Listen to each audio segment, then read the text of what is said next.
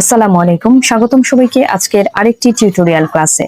বন্ধুরা, আজকের ক্লাসে আমরা জানবো জিপিএ 5 পাওয়ার ক্ষেত্রে ইসলাম শিক্ষার গুরুত্ব কতটুকু।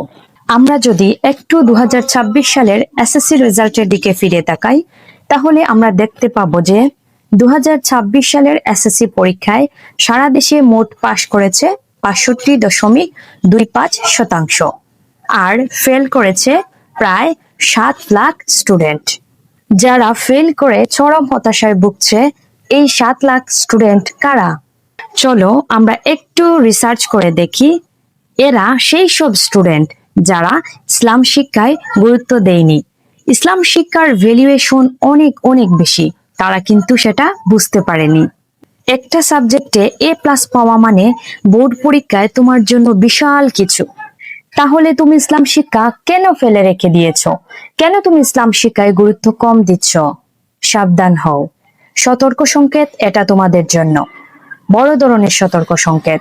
শুনো বন্ধুরা, তোমরা যারা 2027 সালের ব্যাচের পরীক্ষার্থী রয়েছো এবং 2028 সালের ব্যাচের পরীক্ষার্থী রয়েছো, 2026 সালের রেজাল্ট থেকে তোমাদের অনেক কিছুই শিখতে হবে।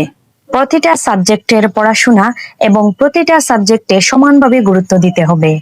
তোমরা যারা জিপিএ 5 পেতে চাও, যাদের স্বপ্ন জিপিএ 5 পাওয়ার, তারা এখন থেকে ইসলাম শিক্ষায় A+ তুলতে সর্বোচ্চ ও সর্বাত্মক পড়াশোনা চালিয়ে যেতে হবে।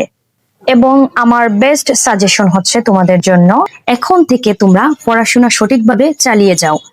এখন তুমি কিভাবে পড়বে সেই গাইডেন্সটা তুমি আমার এই ইউটিউব চ্যানেলে সর্বদাই পাবে ইনশাল্লাহ। নেক্সট ক্লাসে আমি তোমাদেরকে দেখিয়ে দেব কিভাবে ইসলাম শিক্ষা পড়তে হবে এবং কিভাবে পড়লে তুমি ইসলাম শিক্ষায় A+ পাবে। তো বন্ধুরা, নেক্সট ক্লাস দেখার আমন্ত্রণ রইল। আজকের মতো এখানেই, আল্লাহ হাফেজ।